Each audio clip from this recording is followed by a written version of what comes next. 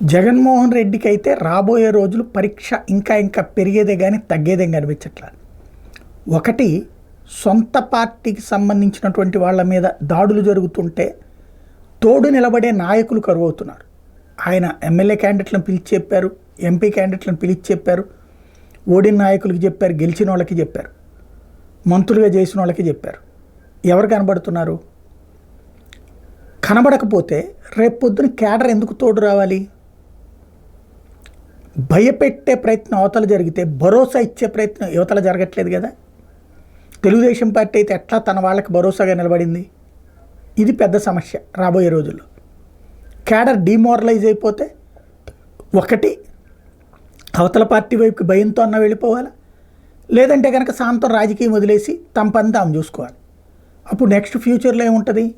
వాళ్ళ ఓటు వాళ్ళు వేస్తారేమో, అంతకు తప్పించి ఇప్పటిదాకా ఉన్న క్రియాశీలత ఉండదు కదా. ఇది నెంబర్ 1.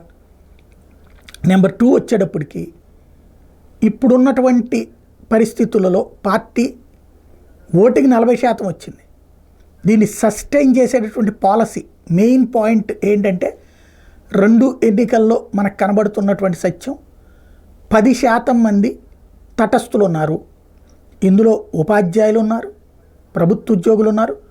వాళ్ళని పని చేయమంటే కోపం, వాళ్ళ చేత పని చేయించట్లేదని జనానికి కోపం. ఒకవేళ కనుక వాళ్ళు సరిగ్గా ప్రవర్తించకపోతే జనానికి కోపం. ఈ రెండింటి బ్యాలెన్స్ ఎట్లా చేసుకోవాలి? ఇప్పుడు ఉద్యోగులకు కోపం వచ్చింది, ఓడగొట్టారు. ప్రజలకి కోపం వచ్చింది, ఓడగొట్టారు. 2 వర్గాలకి దూరం అయినటువంటి పరిస్థితి. ఇప్పుడు ఉద్యోగుల్ని మళ్ళీ కన్విన్స్ చేయగలరా? ఒకసారి జీతాలు ఎప్పుడు పడితే అప్పుడు వచ్చినటువంటి పరిస్థితి చూశాక ఉద్యోగులు ఆగుతారా? రెండోసారి మళ్ళీ ఈయన వస్తే పర్లేదు అనుకుంటారా? ఇది ఒక ఆస్పెక్ట్.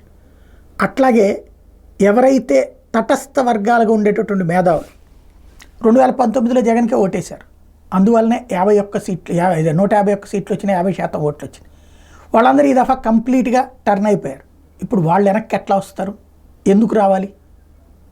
అది చంద్రబాబు ప్రభుత్వ పాలన బాగోకపోతే, అప్పుడు ఆల్టర్నేటివ్ లేకపోతే అప్పుడు మాత్రమే ఇటుకి ఛాయిస్ ఉంటుంది. లేకపోతే వాళ్ళు తటస్థులు, ఒకప్పుడు చిరంజీవి, ఒకప్పుడు భారతీయ జనతా పార్టీ, ఒకప్పుడు ప్రజారాజ్యం, ఇట్లాగా తటస్థులు ఎప్పుడు 3వ మార్గమే ఎంచుకున్నారు. 3వ మార్గం తటస్థులు ఎంచుకుంటే వైఎస్ఆర్ కాంగ్రెస్ పార్టీ గెలుపు అనేది కష్టమవుతుంది.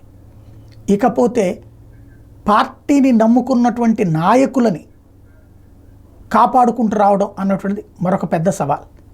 ఇవన్నీ అధిగమిస్తూ 5 సంవత్సరాలు దగ్గరలో లేదు, సుదీర్ఘకాలం పార్టీని ఎలా సస్టైన్ చేసుకొస్తారో చూడాలి.